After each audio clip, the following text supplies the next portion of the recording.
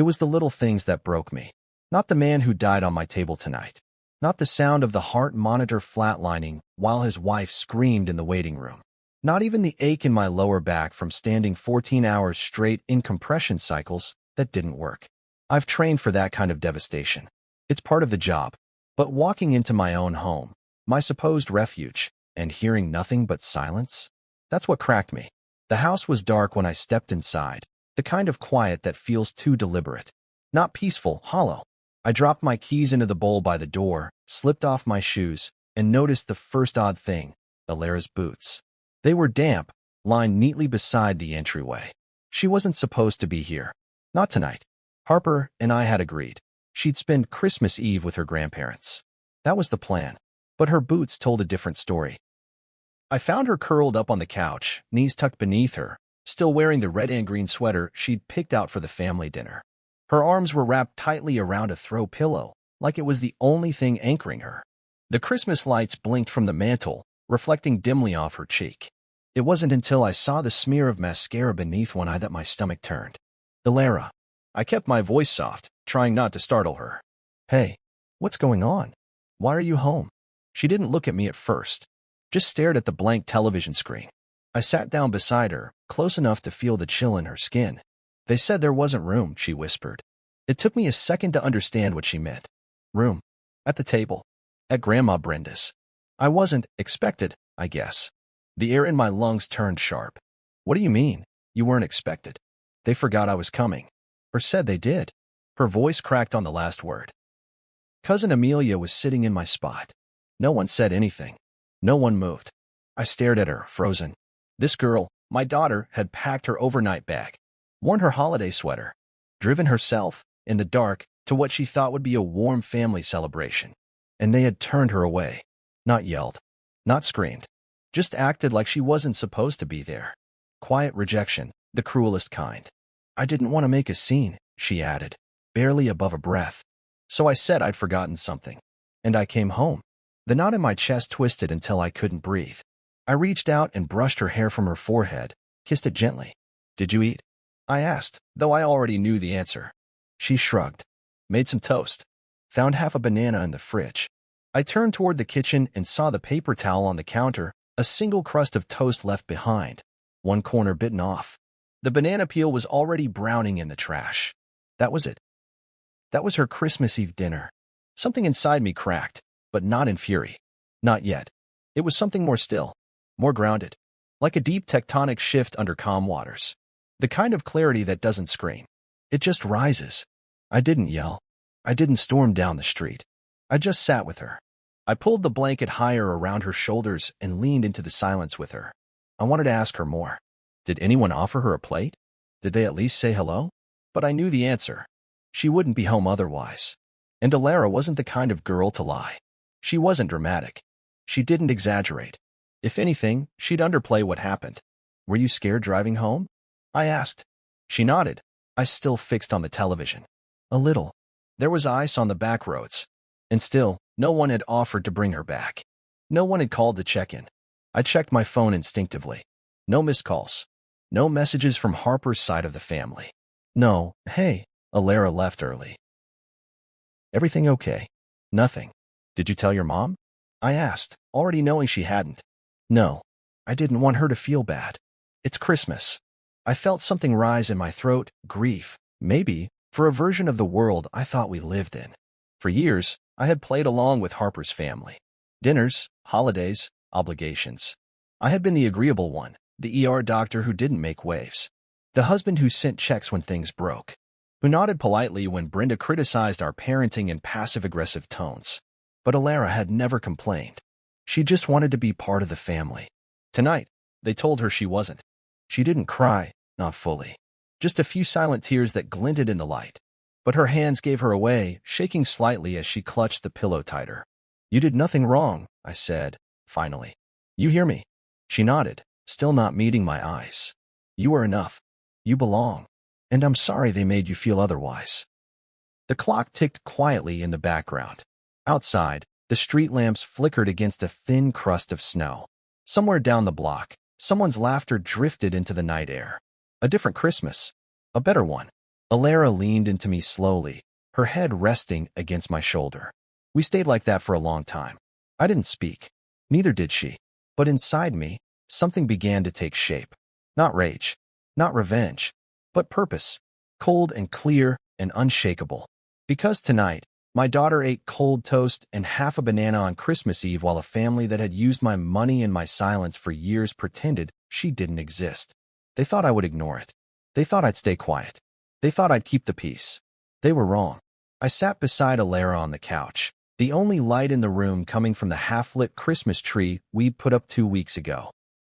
I remembered how excited she was stringing those lights, even though she was 17 and pretending she was too old for things like that. I watched the colors flicker across her face. Red, green, gold. None of them matched the hollow in her eyes. The kind of hollow that comes from realizing your place at a table doesn't exist, not because someone forgot, but because someone chose not to make room. Her voice was quiet, like she was telling me a secret too heavy to carry alone. Grandma Brenda said there wasn't a bed left, she said, fingers nervously picking at the frayed end of the throw blanket. She said she thought I was staying with you this year. And when I said Mom told me to come, she looked confused, like it was the first she'd heard of it. I didn't interrupt. I let her talk. I wanted every word, every sting. She said maybe next year would be better planned, Alara continued, her mouth curling slightly. Not into a smile, but that expression kids get when they're trying hard not to cry. And then she said, well, Amelia's already in your usual room, and everyone's got their places at the table. We just weren't expecting you. That was it. That was the sentence. The one that tore through everything I thought I'd known about Harper's family. I used to tell myself they were just stiff, uptight, a little self-centered. Brenda with her carefully constructed politeness, Walter with his grunted hellos and chronic golf trips, Camille with her need to be the most adored in any room. But they were family, and family meant inclusion, love, grace, even when it wasn't deserved. Especially to a child. Especially on Christmas Eve. She didn't even offer to make space? I asked, though I already knew the answer. I needed to hear it out loud. Needed the confirmation that I wasn't inventing outrage where none existed. Alara shook her head. Uncle Drew saw me at the door and said, didn't think you were coming. Like it was nothing. My jaw clenched. I didn't even realize my hand had balled into a fist until my knuckles ached. But I didn't want Alara to see rage. She needed steadiness now, not another kind of volatility. And Mom's sister, Aunt Camille, she just nodded from across the kitchen, she said, barely above a whisper. Didn't even say hi. Just went back to carving the ham. I swallowed hard. Camille. The same Camille I loaned nearly $8,000 when her car got repossessed. The same Camille who'd stood in my kitchen last year, crying about her job and asking for help with Lily's tutoring. That woman couldn't even acknowledge my daughter on Christmas Eve? Alara pulled her knees up tighter under the blanket. I didn't want to make Mom feel bad. I figured maybe it was just a mix-up. No, I said. Don't do that. She blinked at me, confused. Don't protect them. Don't shrink to make this okay. Alara looked down at her lap, lips pressed together like she was holding something back. You have every right to feel what you feel, I said gently. They hurt you. You were supposed to be welcomed, expected, loved. They had a choice, and they made it.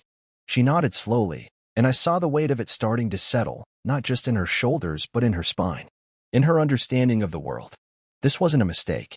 This wasn't poor planning. This was intentional. And I had let this go on for too long. The years played back in my head like a reel of quiet slights. The way Brenda would cut me off mid-sentence at dinners to redirect the topic to Camille's latest charity involvement. The way Walter never asked about Alara's school or her art competitions. The way Harper's family always forgot to include us in group messages until it was time to split bills or share photos, none of which featured Alara. I saw it now. It wasn't a one-night offense. It was a long con of exclusion dressed up in civility. They hadn't just forgotten Alara this year. They'd never fully accepted her. And it wasn't because of her. It was because she was mine. They tolerated me for Harper's sake. Smiled politely at holidays. Took the money I offered whenever they hit a rough patch. But they never saw me as one of them. And Alara? She was the quiet casualty of that silent war. I stood up, pacing the room slowly, my thoughts colliding in sharp, relentless waves. Harper was upstairs, probably asleep or pretending to be. She hadn't come down when I walked in. Hadn't asked why Alara was on the couch. Maybe she knew. Maybe she didn't. But by morning, she would. Do you want to call someone? I asked Alara. A friend? Maybe we could invite someone over tomorrow. She shook her head. I just want to stay here tonight. With you. I knelt beside her, placed a hand on her knee. That's exactly what we'll do. We sat in silence for a few minutes. I watched her try to relax, but I can still see it in her posture, the tightness in her jaw, the way she kept blinking too quickly, as if trying to erase the night with sheer will. I've always felt like they didn't like me much, she said suddenly. I just didn't think they'd actually show it. That line sat between us, heavy and unmovable. I realized she hadn't been waiting for confirmation. She'd been waiting for someone to say it wasn't just in her head. I see it now, I said, voice even. I see all of it. And I'm sorry it took this long. She nodded again, a little more sure of herself this time. The flicker of pain in her eyes didn't go away, but something steadier settled in behind it. Not peace. Not yet. But the beginning of self-worth reforged in truth. Tomorrow, I would talk to Harper. I didn't know what she'd say. I didn't know what she'd defend or deny. But I knew what I needed to do. They'd made Alara feel small. Unimportant. Expendable. That wasn't something you apologize for with a card and a casserole. It was time they learned what it meant to be cut off not from money, but from meaning. Because my daughter wasn't just good enough. She was the line in the sand. And I had just drawn it. The next morning, I stood at the kitchen sink staring at the faint ring left behind by Alara's mug, peppermint hot chocolate she made before going to bed. She didn't even finish it. I found the mug half full on the coffee table, the marshmallows melted into a pale swirl. The night had replayed in my head so many times I could barely feel the floor beneath me. Each word she whispered, each shrug she gave to cover the ache. The image of her eating cold toast while 30 minutes away her cousins were laughing over candied yams and honey-glazed ham. It burned hotter than any emergency I'd handled in the ER. And the worst part? I had seen the signs. Years of them. Brenda never held back her disapproval, but she'd always masked it in polished civility. Backhanded compliments. Those long pauses before she spoke Alara's name. Walter barely spoke at all, unless it was to offer a critique disguised as wisdom.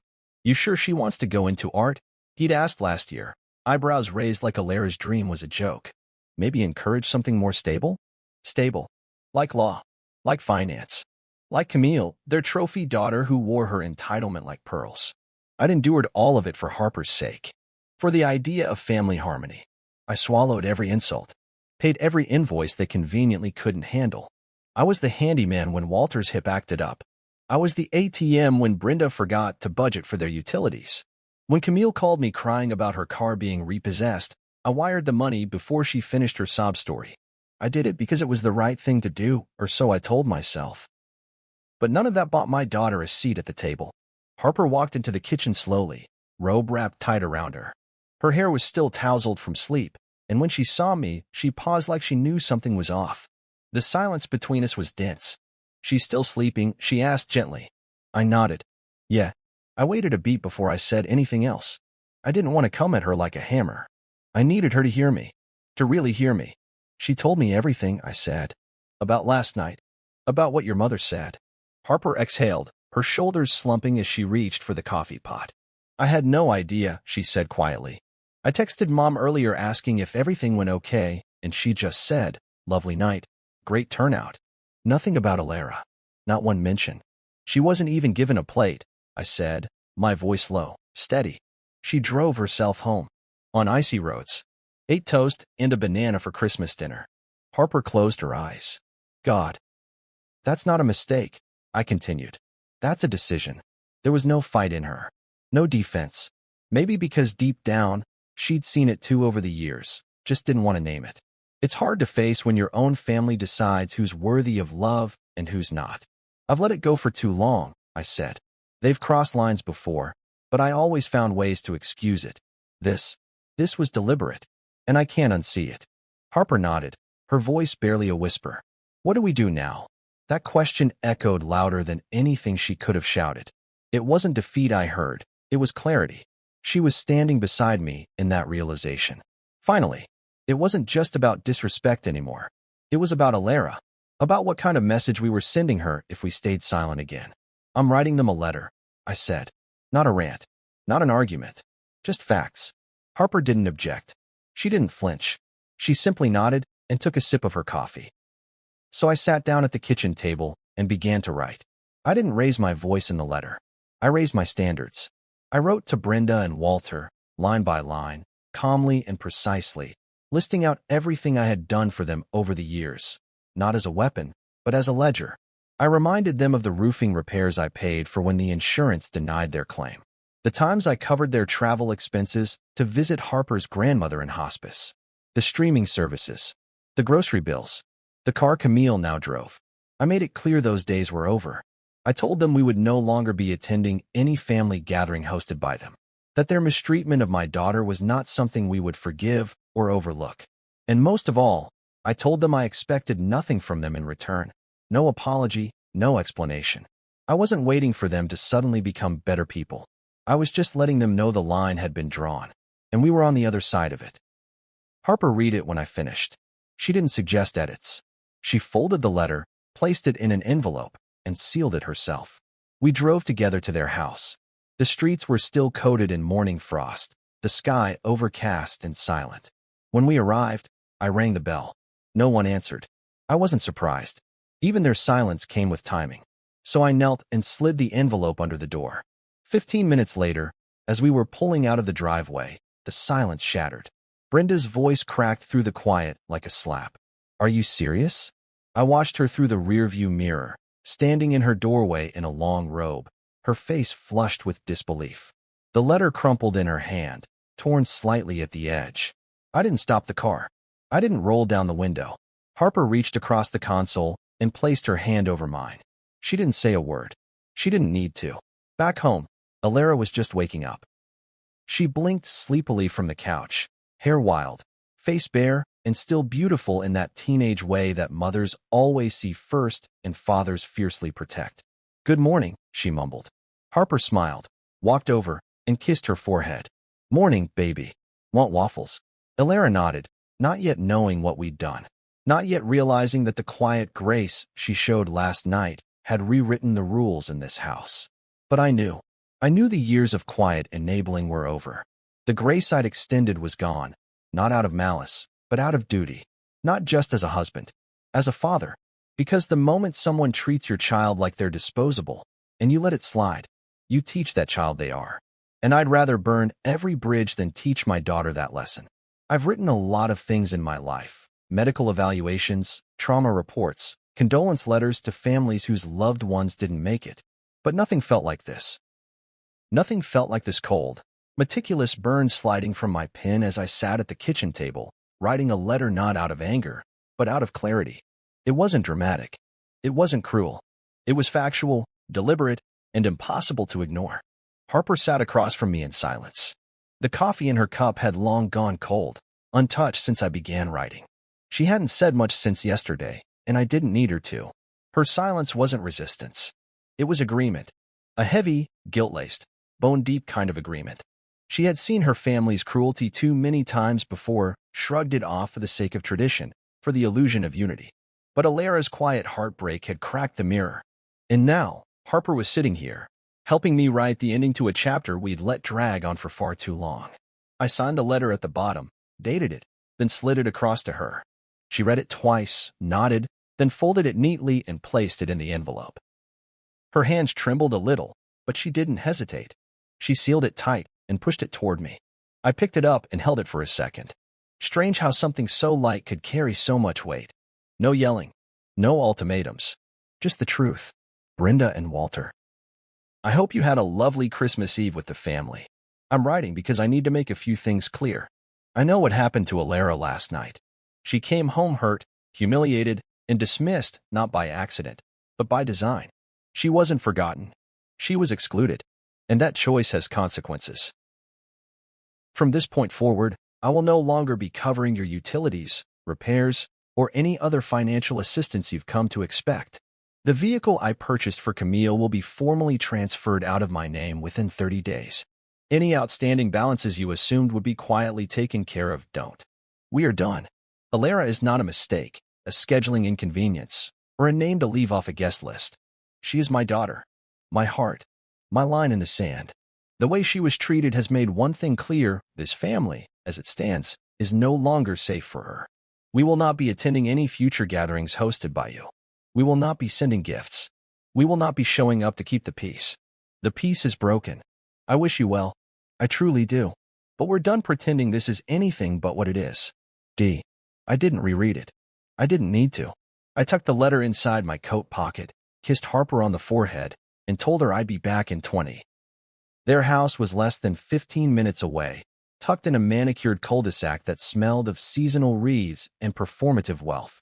It looked like a Christmas card, perfect white trim, plastic reindeers still frozen mid-prance on the lawn, and a mailbox that still bore the crooked sticker Alara had put on it years ago when she thought stickers made everything better.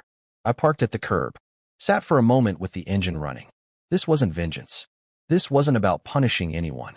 This was me choosing my daughter. Finally, fully, without apology, I walked up to the door and rang the bell. Once, twice. No answer. The curtains were drawn, but I knew they were home. Brenda always made a production out of brunch the day after Christmas. There was no way she wasn't within 10 feet of that door. I took the envelope, crouched, and slipped it under the door. It disappeared without resistance. I turned and walked back to my car. And that's when it came, the scream. It wasn't horror. It wasn't grief. It was insult. It was the cry of someone who'd lost access, not affection. Are you serious? I didn't turn back. I just slid into the car, buckled my seatbelt, and drove. My phone buzzed within 5 minutes. Brenda. Then Walter. Then Camille. I let them ring. At home, Harper was sitting on the couch, phone in her hand, unread messages filling the screen. Let me guess, I said. She sighed. Brenda says we've deeply misinterpreted the situation. Walter says we've embarrassed the family. Camille says you're being emotional. I laughed. Actually laughed. Did anyone ask about Alara? I asked, even though I already knew the answer. She shook her head.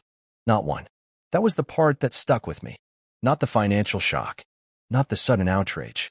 But the absence of even a single message asking, is Alara okay? No one asked how she got home. No one asked what she ate. No one asked if she felt hurt. Because to them, she didn't matter. Her feelings didn't even register in the aftermath of their entitlement. Do you regret it? I asked Harper quietly, not accusing, just curious. She took a deep breath. No, she said. But I'm embarrassed it took this for me to finally see it. We didn't talk much after that. We just sat, letting the quiet fill in the cracks left by a decade of swallowed insults and quiet compliance. That night, I checked in on Alara as she slept. Her room was still scattered with the remnants of her evening, the half-unpacked overnight bag, the crumpled paper towel from her toast. Her phone buzzed softly on the nightstand. A message from a friend, maybe, or a cousin trying to check in too late. I sat on the edge of her bed for a minute, just watching her breathe. She deserved better. Not just from them, but from me.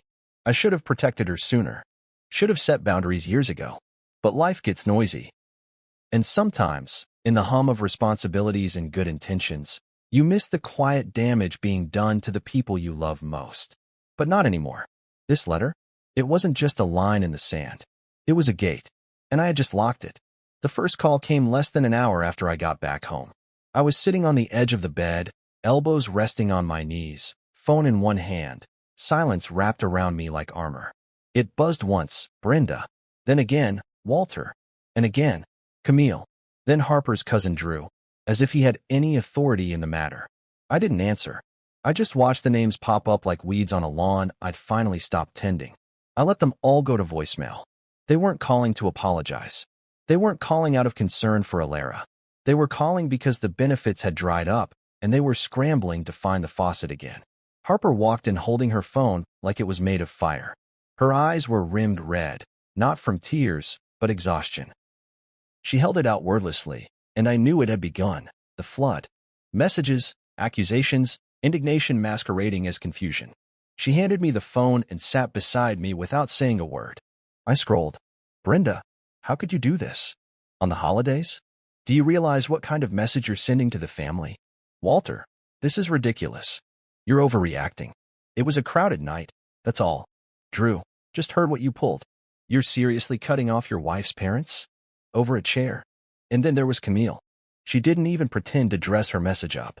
Camille, you know what you're doing to your career, right? People talk, especially when they find out what kind of man you are. That one made me pause. Not because it hurt, because it confirmed everything. Camille didn't ask if Alara was okay.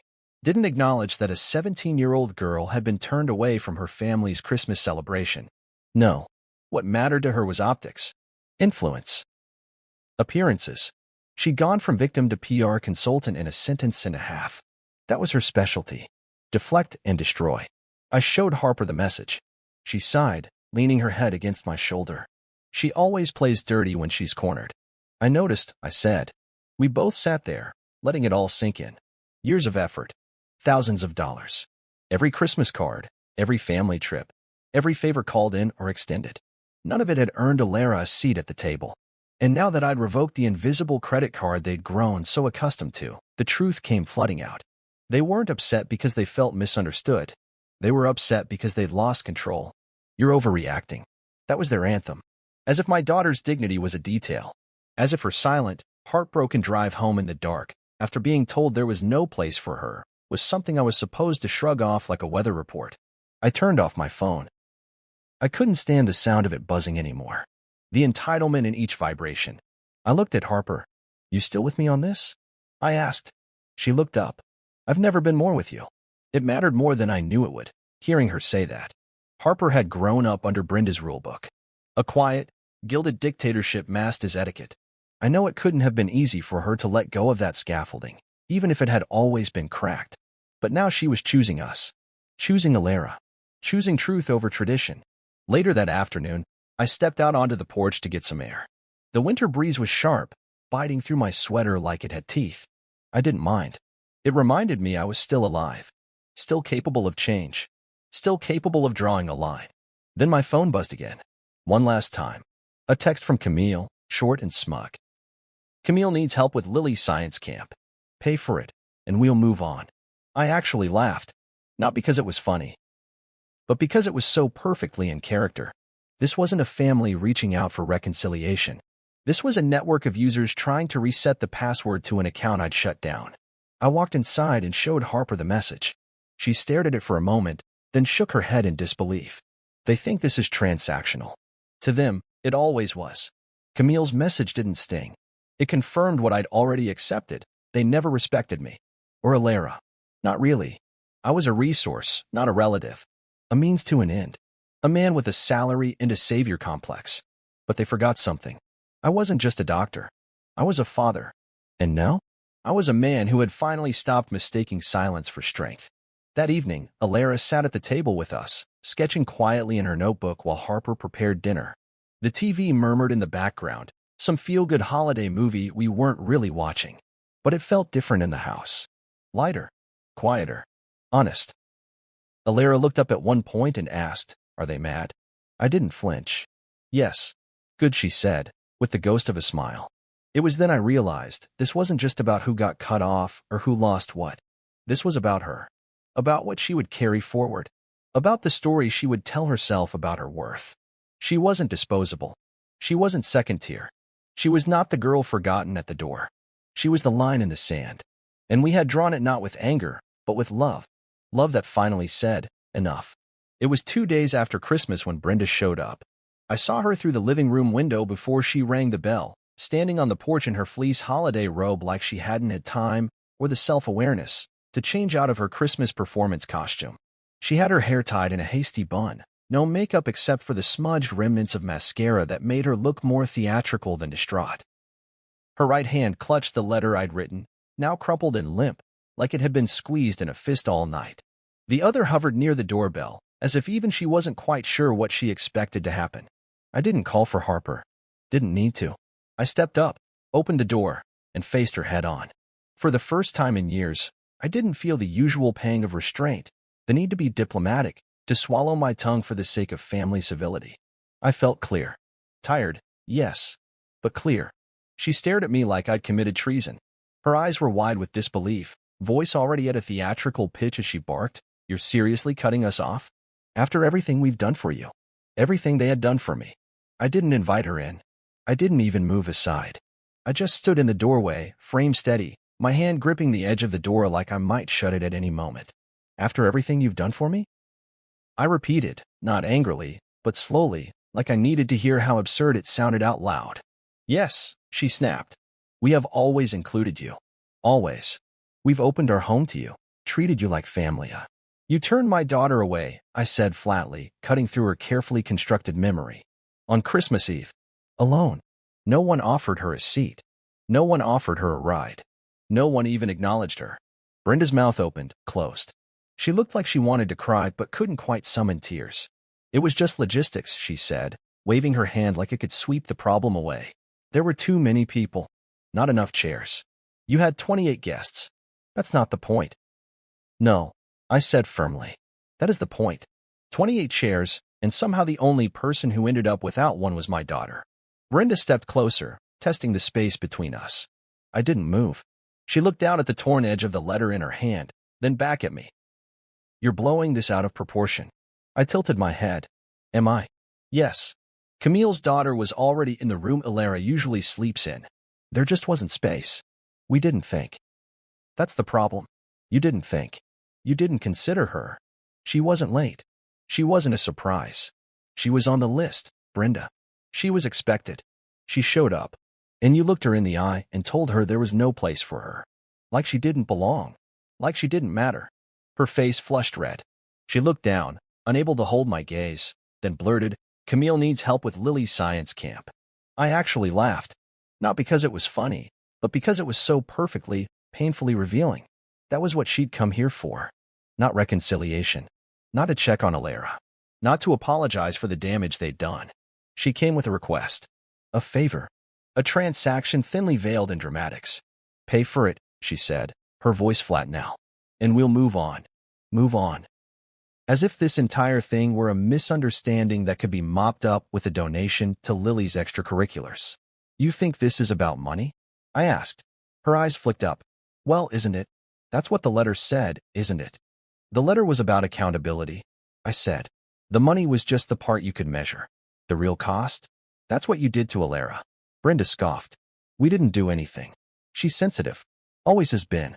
She could have stayed if she really wanted to. I felt something twist behind my ribs, but I didn't let it show. She came home crying, Brenda. She ate toast for dinner. On Christmas. And not one of you followed up. She could have spoken up. She shouldn't have had to. Brenda tore the letter in half right in front of me, dramatic and careless, the pieces fluttering slightly as they fell like broken paper feathers at our feet. This is ridiculous, she muttered. You're ruining the family over a teenager's feelings. I stepped outside, closing the door behind me. The temperature had dropped, but the chill was nothing compared to the ice in her tone. I'm protecting my daughter, I said, from people who've proven they don't value her. She stared at me like I was a stranger. Maybe I was. Maybe for the first time, she was meeting the version of me who didn't play nice just to keep the family boat from rocking. This is going to destroy Harper, she said, voice low, manipulative now. No, this is going to set her free.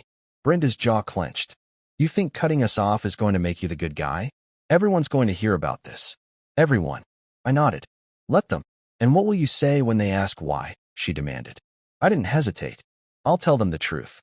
That my daughter knocked on your door on Christmas Eve, and you left her out in the cold.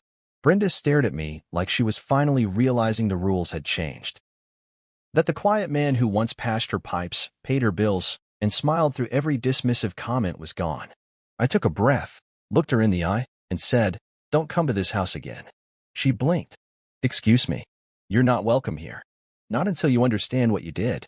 Not until you apologize to Alara. Not to me. Her. Until then, this door stays closed. Brenda's face contorted between fury and disbelief. She opened her mouth again, but I didn't wait to hear it. I stepped back inside and shut the door, gently, deliberately. Harper stood in the hallway, arms folded, eyes rimmed with sadness but not surprise. You heard. She nodded. Every word. We stood there for a moment in silence, the muffled sound of Brenda's car door slamming echoing faintly outside. The weight of what we'd just done hung in the space between us, heavy, but necessary. I've never seen her look like that, Harper said finally. I don't think she's ever been told no. Alara came down the stairs a minute later, rubbing her eyes, still in her pajamas. Was that Grandma? She asked quietly. I knelt beside her. Yeah. She came to talk. What did she say? I looked at her, my daughter, my fire, my line in the sand. She said something that made me realize I've been too quiet for too long. Alara frowned. Are you okay? I nodded. I am now. Are you? She thought about it for a second, then nodded back. Yeah, we didn't say anything else. Because sometimes, the most powerful thing you can say is nothing at all. And closed the door. The first thing I did was open my laptop and scroll through every recurring payment I had ever set up in the name of generosity. The list was longer than I wanted to admit. Some of them I'd forgotten about. Others I'd convinced myself were small favors that didn't require acknowledgement. A water bill here. A Wi-Fi subscription there. The annual property tax that magically vanished from Brenda and Walter's budget year after year. I had enabled their comfort for so long that I had become part of the wallpaper in their lives. Present, useful, invisible. I didn't feel anger as I canceled each payment. I felt clarity. Every auto-pay tab I closed was a quiet statement that the old version of me, the version they depended on, the version that flinched at confrontation and believed silence was peace, was gone. No more ghost payments. No more behind-the-scenes rescues. The car was first. The one Camille had cried about 2 years ago when it got repossessed. I remembered standing in our driveway while she wiped fake tears with a monogrammed handkerchief. I just need a few months to catch up, she'd said. I co-signed the loan in Harper's name to keep the family tension low. But I was the one who paid the balance. Quietly. Fully. Because Camille was Alara's aunt, and I wanted to believe family meant something. Now that car was in my name, and still insured through my account. I called the dealership, then the insurer. Yes, I'd like to remove myself from the policy, and I'll need the title transfer process to begin. I won't be responsible for any payments going forward. I didn't hesitate. Not once. Next was the home repair service I prepaid for Walter and Brenda's roof last spring, the one they couldn't afford after their cruise to St. Lucia. I had arranged the labor, covered the cost, and even tipped the workers on their behalf. Not because they asked, but because they expected. Brenda once told Harper at dinner, "Your husband is so helpful. It's like having a silent partner in the family." She meant it as a compliment. I see now that it was a confession. That service agreement? Cancelled. The balance? Forwarded to them with a reminder of the terms. There was no rage in my tone, no revenge in my heart. Just a cold, clear recentering. A reckoning. I met with the lawyer the following morning. Mr. Laird had been our estate attorney since Harper and I first got married. He was professional, discreet, and always polite. But when I laid out the situation, when I showed him the receipts, the recurring payments, the loan documents, his eyebrows rose slightly in something that almost looked like restrained disbelief. "You've been unusually generous," he said, tilting his glasses down his nose. "I know. And now you're looking to sever those ties legally?" "Yes." He leaned back. "Do you expect any pushback?" I paused. "I expect tantrums." He nodded, understanding exactly the kind of family dynamic I was describing. "We can draw up a release of financial responsibility on all fronts. You've got the paper trail to support it. We'll get the car transferred, the repair reimbursements documented. I'd recommend you also send a certified letter to each party, stating your decision clearly." "Already wrote one," I said. "Then this will be clean," he said. "Not easy, but clean." We signed the documents. He made copies. I walked out of the office into the sharp January air and felt something I hadn't felt in years, untethered. At home, Harper had her laptop open.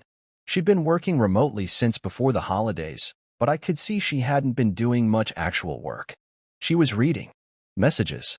Posts. The ripple effect. "Camille went on Facebook," she said without looking up. She made a post about entitled men destroying families with ego. She turned the screen so I could read it. It was a carefully worded rant, dripping in sarcasm. The kind of thing people post when they want to paint themselves as the victim without naming names. Some people think being a provider gives them the right to control everyone. Guess what? Money isn't love. I laughed. Not because it didn't sting, but because it was textbook deflection. Camille didn't know how to take accountability. None of them did. They only knew how to spin. "Let her talk," I said. "Let them all talk." Harper looked at me, her eyes softening. "You're really done, aren't you?" I nodded. "I am." She hesitated, then closed the laptop. "I should have stood up to them a long time ago." "You don't have to apologize." "I do," she said. "They've used you for years." And I let them. We didn't hug. We didn't cry. We just looked at each other with the kind of quiet understanding that only comes from shared history and hard-earned perspective. In that silence, I saw something shift in Harper and unlearning. A breaking of that inner rulebook her mother had pressed into her hand years ago, the one that said, Keep the peace, even if it costs you. That night, Alara came into our bedroom holding a sketch pad. Can I show you something? We sat on the bed while she flipped through the pages. There was one drawing in particular. Her curled up on the couch in her Christmas sweater, eyes cast down, a slice of toast balanced on her knees. The shading was brutal, honest. Her loneliness practically vibrated off the page. I drew it the morning after, she said quietly. I looked at her. Why? Because I didn't want to forget. Harper reached out and touched her shoulder. You won't have to. Alara nodded. I know. Because this year, I get to choose where I belong. That single sentence validated everything. Every hard line we'd drawn. Every payment canceled. Every voicemail ignored. She didn't just see the boundary. We'd handed her the pen to draw her own. They never noticed when I showed up for them. But they felt it the moment I stopped. And they weren't just losing money. They were losing access. Access to the parts of me I once handed over out of duty. That access is closed now. Because I've stopped being the ghost in their lives, the silent, dependable man behind the curtain. Now, I'm something else. Present. And untouchable. They moved in with Camille 3 days into the fallout. Brenda, Walter, 2 oversized suitcases, a slow cooker, and a dozen passive-aggressive glances all shoved into Camille's 3-bedroom condo like a badly written sitcom no one wanted to watch. Harper told me over coffee. She'd seen a story on Camille's social feed. One of those vague, polished captions with a carefully cropped photo of Lily smiling between her grandparents on the couch. Blessed to have family close. Even when things get complicated. Complicated. That was their word for it. I didn't say anything. I just stirred my coffee and let the image sit between us, as sour as the old cream Harper forgot to toss. They're trying to make it look noble, she said. Like they're rescuing Brenda and Walter from some cruel abandonment. I nodded. They'll spin it however they need to. But I knew it wouldn't last. Camille had never lived with anyone longer than a weekend without needing to escape. She was the queen of curated comfort, precise thermostats, perfectly arranged cushions, a fridge that looked like a Pinterest board. She liked people on her terms, under her schedule, and ideally in small, well-behaved doses. Brenda and Walter? They were a walking storm of judgment and entitlement. I gave it 3 weeks, tops. It took 2. On a cold Saturday morning, just after I came in from shoveling the light dusting of snow off the driveway, there was a knock at the door. Not a loud one. A hesitant, embarrassed kind of knock. I opened it, and there she was, Camille. Puffy eyes, unbrushed hair, an oversized coat buttoned wrong. She looked like she hadn't slept. Like the curated world she'd built was crumbling one misplaced mug at a time. Hey, she said, voice scratchy. I didn't answer right away. Just stepped aside and let her in. She didn't wait for an invitation. Just moved like someone looking for oxygen. Harper joined us in the living room, barefoot, hair still damp from the shower. Camille? She said, surprised. Camille didn't waste time. I can't do it. Harper blinked. Do what? Live with them. She dropped into the armchair like her bones had given up. Dad hogs the bathroom, she started. Like 40-minute showers. Every morning. Mom criticizes everything. My throw pillows are decorative nonsense. My lasagna is missing depth, and they don't help. At all. They just sit there, judging. Harper and I exchanged a look. Camille wasn't the type to complain unless she had already exhausted all other tactics. The cracks were real. They treat Lily like staff, she added. Mom told her to bring her tea. At 8:30. On a school night. That got Harper's jaw to clench. I tried to set boundaries, Camille said, voice rising.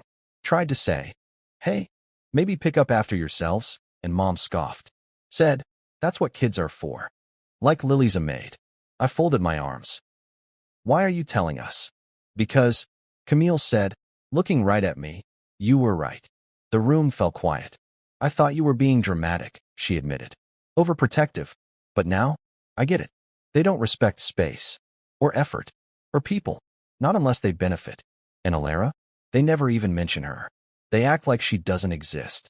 Harper leaned forward, her voice softer. Camille, she came home in tears that night. Ate toast. Alone. Camille's eyes dropped. I know. And I didn't say anything. I saw her come in. I knew something was off. But Mom said she'd handle it, so I let it go. I waited, knowing what was coming. Camille wasn't here just for confession. She needed something. She looked at me again. I don't suppose you'd help them find a rental? There it was. I smiled. No. Camille blinked. No. No, I repeated. You stood by while they turned my daughter away. That was your choice. This is mine. Harper didn't interrupt. She just sat there, watching Camille finally feel the weight of the mess she'd been propping up for years. Camille had always been Brenda's mirror, deflecting. The emails started trickling in around the second week of January, mostly from extended relatives I hadn't heard from in months. Some came from people I barely remembered. A few were just subject lines with no body text, like their senders wanted to acknowledge the situation without stepping into it. One message read simply, "I didn't know. I'm sorry." Another one came from Harper's cousin, Becca, who had always seemed quietly decent but distant. "If Alara ever wants to join us for our spring art trip, she's more than welcome. We see her now. We really do." It was surreal. No one from Brenda's household had publicly addressed the situation. No admissions, no apologies, not even a vague Christmas card sent late. But the story had leaked. Slowly. Naturally. I hadn't aired it in group chats or posted about it online. I didn't need to. The truth has a way of rising on its own. When people asked, I answered plainly. Alara showed up for Christmas Eve and was told there wasn't room. No ride. No plate. No place. She came home alone, while 28 others raised glasses around a dinner table bought with money they borrowed from me. And that did more than any angry monologue ever could. Reputations don't shatter with hammers. They corrode with quiet, consistent truth. The stories I had once been too tired to tell about the bills I paid, the favors I granted, the silence I gave in exchange for proximity had started circulating now, not from me, but from the people who had once sat back and accepted them as normal. Because when the funding stops and the facade cracks, people start talking. And when they talk, they remember. I didn't answer the messages with paragraphs, just brief replies. Thank you. We're doing well. Alara appreciates the support. I didn't need to elaborate. The story was already out there. What struck me most was the silence from Brenda and Walter. Not one message. Not even a performative reach out. They had always been loud in entitlement, but now that they'd been cut off and called out, their power was gone. They couldn't weaponize the money I no longer gave. Couldn't manipulate the narrative with half-truths when people were already comparing notes. Because truth makes noise, even when you whisper it. I heard from Harper's Uncle Raymond, a soft-spoken man who never raised his voice but always paid attention. His message read, I saw Alara's name wasn't on the seating list. We all did. I should have said something. That's on me. It was the first time anyone from the older generation acknowledged the truth outright. No excuses. No sugarcoating. Just an admission.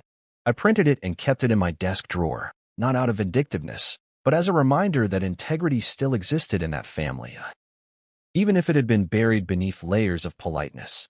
Meanwhile, life around here was peaceful. Our dinners were quiet but warm. Alara had taken up a new painting series, portraits of faceless crowds, each figure detailed except for the eyes. I didn't ask what they meant. I didn't need to. They were the people who had seen her but refused to see her.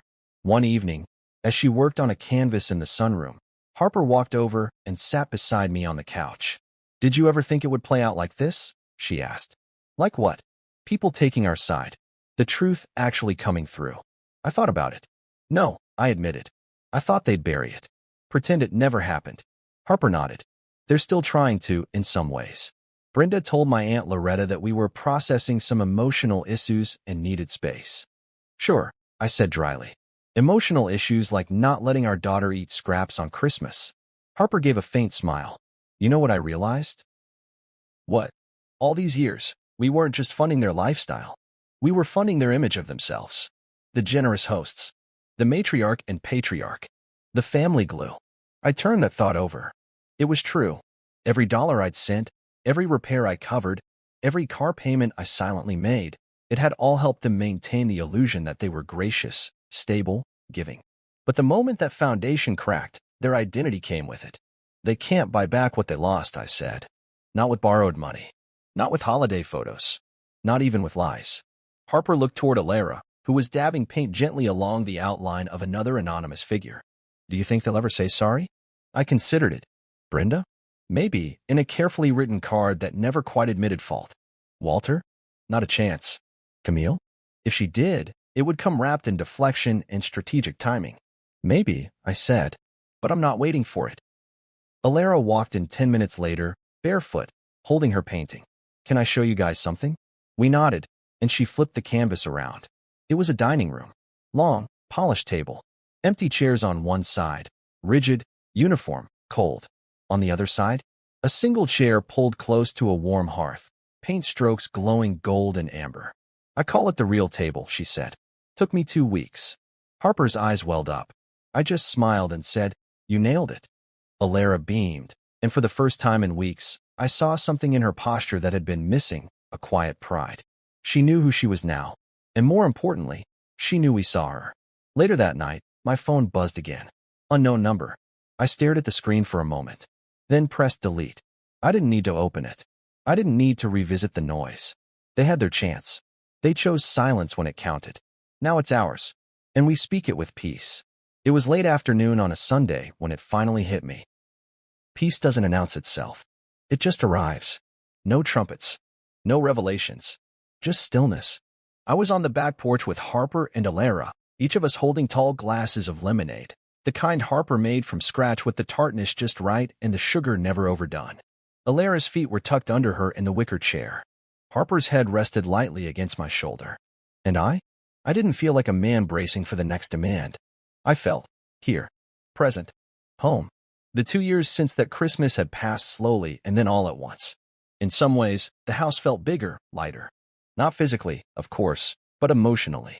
Without Brenda's shadow looming in every conversation, without Walter's dismissive commentary disguised as advice, and without Camille's curated chaos always orbiting our decisions, we finally had space. Space to breathe, to think, to build new traditions. Not because we needed a reason, but because we could. I glanced at Alara. Her hair was longer now, dyed the soft plum color she'd always wanted but used to hesitate over because of Brenda's snide comments about respectability. She was in her first year at the local arts academy, full scholarship, portfolio strong enough to speak for itself. She worked weekends at a bookstore downtown and had made it a tradition to bring home a used copy of something she thought we'd like every Friday. The last one was Letters to a Young Poet. I hadn't told her yet, but I'd read it twice. She looked over at me and smiled. You look like you're thinking too hard, she said, sipping her lemonade. Just realizing I haven't felt like this in a long time, I replied. Harper reached across and squeezed my hand. Like what? Like I'm not the background character in my own life. They both nodded. They understood exactly what I meant. I had spent too many years playing the support beam in someone else's house, carrying weight without question, reinforcing walls I didn't build and no longer believed in. But this porch, this calm, this laughter, this was ours. There was a time when I thought healing meant reconciling with those who hurt you. That peace could only come when the whole circle closed again. But that's a myth. Sometimes, peace is letting the broken part stay broken and building something stronger beside it. We never heard from Brenda again. Not directly, anyway. Word got back through Harper's Aunt Vera that Brenda still insisted we had blown things out of proportion. That we were raising Alara to be fragile. That she'd always been too sensitive. But it didn't matter anymore. Not because we forgot, but because we'd learned how to live without their validation. And somewhere in a town 2 neighborhoods over, Brenda and Walter sat in a modest rental duplex. No porch swing. No granite countertops. No prepaid cable. Camille had helped them move, briefly, but she hadn't come back. Not since they insulted her neighbor's cooking and asked Lily why she wasn't more like other girls for dyeing her hair green. The web they built had collapsed inward, strand by strand. And we flourished in the quiet they left behind. That spring, Alara hosted her first gallery showcase. It was a student exhibit, packed with proud parents and young talent. Harper and I stood in the back as Alara guided strangers from piece to piece, explaining her strokes, her themes, her choices. But there was one canvas we hadn't seen before, one she'd kept covered until the very end. She pulled the cloth away, revealing a painting that silenced the whole room. It was a table, long, wooden, warm, the lighting soft, golden like early morning. Around the table were chairs, not filled with people, but with representations. A paintbrush, a pair of worn boots, a child's drawing, a stethoscope, a book, a steaming cup of cocoa. Each object rested in a chair, as if to say, this is who we hold space for. This is what belongs here. But at the head of the table, only one chair sat occupied, painted in detail so vivid I nearly stepped forward. It was Alara. Sweater draped loosely around her frame, sketchpad open in her lap, eyes locked directly on the viewer. Not pleading, not waiting, owning, grounded. Below the painting, the title read, "The Chair at Our Table." I looked at Harper, whose eyes were wet. I didn't cry. I didn't need to.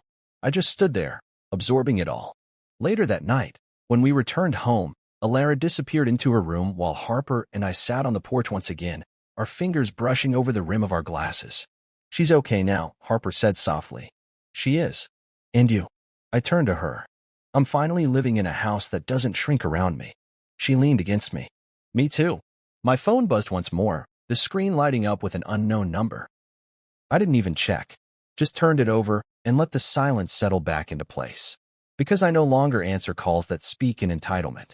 I no longer make room for ghosts at our table. I no longer apologize for building something beautiful out of the ashes of their approval. Alara has her place now. She always will. And if one day someone asks her what love looks like, I hope she remembers this: a quiet Sunday, a porch, a chair that was never taken from her, and the man who made sure she never had to fight for it again.